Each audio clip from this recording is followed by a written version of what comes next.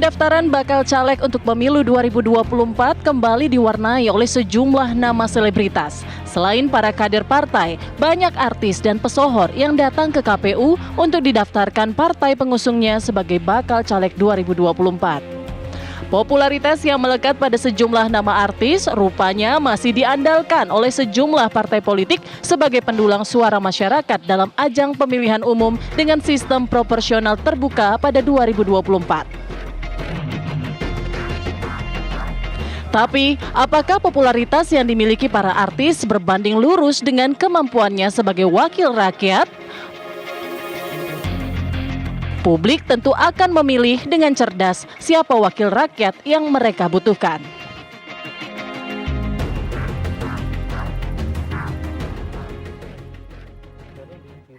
Ya, selamat siang pemirsa, apa kabar Indonesia Siang. Hari ini TV One spesial karena kedatangan artis-artis. Jarang-jarang loh artis datang ke TV One, apalagi ngomongin politik. Oh gitu ya? Iya, apalagi ini dua-duanya biasanya politisi yang datang, tapi ini nanti akan jadi politisi. Iya, amin. Juga nggak kira-kira ada Mas Narji, ada Bang Badai, apa kabar semuanya? Alhamdulillah. Alhamdulillah. Udah mulai sibuk selain manggung sana-sini juga sibuk kampanye nggak?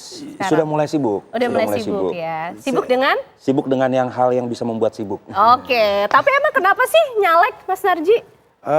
Saya nyalek itu berdasarkan keputusan saya. 15 tahun saya menjadi menantu orang di Pekalongan. Oke. Jadi saya orang Pekalongan dan kayaknya di sana tuh banyak hal-hal yang harus dapat sentuhan lah dari pusat kayak gitu. Sentuhan artinya ada yang perlu dirubah gitu. Iya, tentunya banyak hal-hal yang harus mengalami perubahan di sana. Oke. Harus dirubah tuh banyak, terutama mindset tentang milenialnya di sana. Anak muda di sana itu lebih banyak hijrah ke Jakarta untuk mencari rezeki. Oh, gitu. Akhirnya lahan-lahan banyak yang terbengkalai. Kenapa baru sekarang sih selama 15 tahun jadi mantu orang Pekalongan baru sekarang? Waktu itu kayak belum cukup umur dan belum cukup Belum cukup umur. Belum cukup umur, apa belum cukup modal waktu itu Mas Narji? Itu juga. Itu dia. Kalau Bang Badi kenapa? Kenapa sih cari-cari kesibukan baru ngide jadi bacalek, gak nulis lagu aja? Masih nulis lagu masih. Nulis lagu masih. Okay. Bermusik masih. Tapi sebenarnya kegelisahanku adalah ya seorang Badai kalau hanya hidup dari musik, bikin lagu yang keren, dapat royalti gede, tapi nggak bisa jadi dampak buat teman-teman musisi, seniman dan pencipta lagu. Aku rasa takdirku bukan seperti itu. Jadi hari ini kenapa aku memutuskan untuk masuk dunia politik, pertama karena memang ini kan hak warga negara, ya kan? Demokrasi itu kan memang prosesnya harus dijalankan oleh warga negara juga. Pertama, yang kedua, aku ingin merubah seperti dengan yang Narji bilang tadi. Ada keresahan di dunia musik, terutama copyright. Ya. Yang terakhir-terakhir kemarin kan udah tahu lah ya. Jadi kalau tidak ada di dalam sistem, di dalam regulator, ini akan menjadi suara-suara yang kurang menarik aja atau suara yang fales-fales aja. Iya, sebenarnya kita juga menjadi seniman itu juga berdasarkan kegelisahan. Kegelisahan. Kita waktu zaman aku di komedian atau ngelawak, itu kan lawakan-lawakan kita kadang timbul dari kegelisahan-kegelisahan kita. Itu juga nyentil-nyentil gitu lah ya. Lagu-lagunya Krispati juga seperti itu. Tapi kan kalau kita tidak ada di dalam sistem, kita teriak sampai tenggorokan pindah ke dengkul pun ternyata sulit. Sulit. Nah, betul. Jadi regulasinya kita tidak pernah tahu harus seperti apa. Apalagi dunia musik kan. Betul. Jadi sebenarnya masuk dunia politik itu adalah bicara pertaruhan ide, gagasan dan pemikiran. Wih, luar biasa. Ya kan? Betul. Nah, di mana kita bisa membuktikan itu nanti di dialektika parlemen, itu yang harus membuat orang percaya bahwa seorang Narji mampu, seorang Badai mampu dengan gagasan masing-masing. Makanya kadang-kadang orang tuh bukan nyari kerja kan, tapi Mas Narji. Kalau kerja dari lahir aja kita udah kerja ya. Keluar dari rahim ibu juga kita kerja. Biasa. Oke. Tapi gini loh, kan kalau biasa jadi artis tuh kan biasa dilayani ya. Dapat riders inilah macam-macam. Sekarang lu jadi politisi harus melayani rakyat loh, Mas Narji. Ya justru itu kita harus culture-nya beda banget. Betapa rasanya kita pernah dilayani dan sekarang harus melayani. Itu kan sebuah tantangan. Dan satu lagi, kita itu dulu proses menuju dunia entertainment itu perjuangannya juga berat. Betul. Seorang Badai jangan dilihat sekarang sudah menjadi sebuah gedung. Lihat waktu dia menjadi padang ilalang seperti apa. Saya juga waktu itu, zaman sekarang tuh kan untuk populer lebih mudah ya. Betul. Banyak media yang bisa di tangan. Kalau zaman kita itu, bagaimana sulitnya mencari lomba lawak. Dan setelah menjadi lomba lawak itu audisi untuk masuk TV itu dulu berat. Jadi perjuangan kita politik juga sama beratnya pada saat kita berjuang menjadi artis. Iya. Jadi kalau ada pertanyaan orang, di mana kemampuan artis? Kita untuk menjadi artis saja itu sebuah kemampuan perjuangan. Jadi semuanya bisa menjadi Narji dan Badai. betul. Jadi kan? semua orang sebenarnya punya kapasitas sama untuk masuk ke dunia ini, ke dunia politik ini. Tapi dengan indikator-indikator yang tertentu, misalkan gini, pertama kapabilitas pasti dipertanyakan. Ya. Yang kedua integritas juga pasti dipertanyakan. Itu kan yang membuktikan kita bisa dipercaya di negara ini kan. Nah jadi untuk membuktikan itu, ya marilah berikan kami ini kesempatan untuk apa? Untuk jadi warna baru di parlemen. Makanya aku selalu bilang seniman itu baik dari komedian atau dari musisi itu harus banyak di parlemen. Supaya diskusinya menarik. Nggak hanya dari satu point of view aja gitu. Oke, perspektifnya jadi semakin Perspektifnya kaya akan nanti ya semakin di kaya. ruang dewan di Kenapa? Senayan itu. Kenapa kita pelawak pengen jadi politisi? Karena sekarang juga kita lihat banyak politisi yang ngelawak. Oh gitu, banyak politisi yang bercanda gitu, Bercanda, gitu. iya. Kalau pelawak kan Kalau bercanda pelawak, aja serius. Itu dia. Gitu. Pelawak itu adalah manusia paling serius di dunia. Oke. Buat bercanda aja dipikirin. Apalagi negara, gitu kan. Udah mulai jago jadi politisi kayaknya ya Bang Badai ya. Tapi gini loh, jadi politisi ini kan culture-nya beda banget dari yang jadi artis terus jadi politisi. Sekarang ada juga di luar sana yang bilang, wah jangan-jangan artis-artis ini masuk partai buat jadi vote getters. Komennya gimana? Bang Badai dulu. Kalau aku ngelihat gini ya, maka tadi aku kembali lagi kepada tujuan kita untuk masuk parlemen itu apa? Kalau aku jelas, clear, Narji pasti clear juga bahwa kita dari kapasitas kita masing-masing, ya kan kita kan bawa gagasan kita nih. Bagaimana caranya kita memajukan dunia pekerjaan kita masing-masing sebagai apa? Sebagai perwujudan kepentingan publik. Oke. Nah, kepentingan publik itu kan yang harus dibela. Jadi kalau misalkan ada orang bilang bahwa ya ini cuma karena popularitas doang gitu kan. Nomor satu memang iya. Kenapa? Karena artis itu memang populer. Dia memang menjadi center of attention dari orang-orang ini. Tapi populer juga tidak cukup. Harus ada isinya, harus bisa berdiskusi, harus bisa mengadakan diskusi lintas kebijakan supaya apa? Efeknya nanti ke publik. Ya kan? Jadi kalau seorang Narji berani untuk membawa kepentingan komedian, saya juga berani membawa kepentingan musisi. Justru gini loh. Itu yang kaya justru. Justru gini loh, kalau dari seniman itu jelas perjuangannya. Mewakili pejuang-pejuang seni di daerah. Ya, Kita bisa merasakan bagaimana seniman daerah itu malam manggung, pagi uangnya nggak ada. betul. Nah itu yang harus Itu kita terjadi juga di perjuangkan. musik. Terjadi juga. Oke. Di komedi-komedi Jadi daerah. bukan sekedar hanya pengumpul suara dari partai kan? Mas Oh, Narji enggak. tidak menganggap dirinya seperti itu.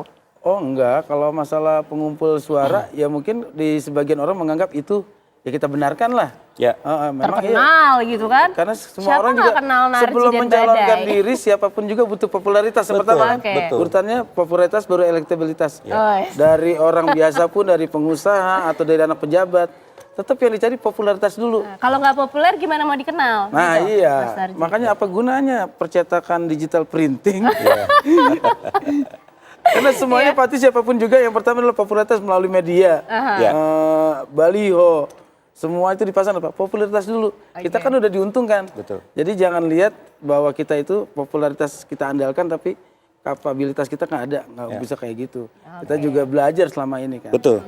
Popularitas di atas elektabilitas. Memangnya Mas Narji sama Bang Badai udah tahu belum sih hitung-hitungannya modalnya berapa buat jadi caleg di DPR? Kita nanti tanyakan ya pemirsa, usai jeda kami kembali untuk Anda.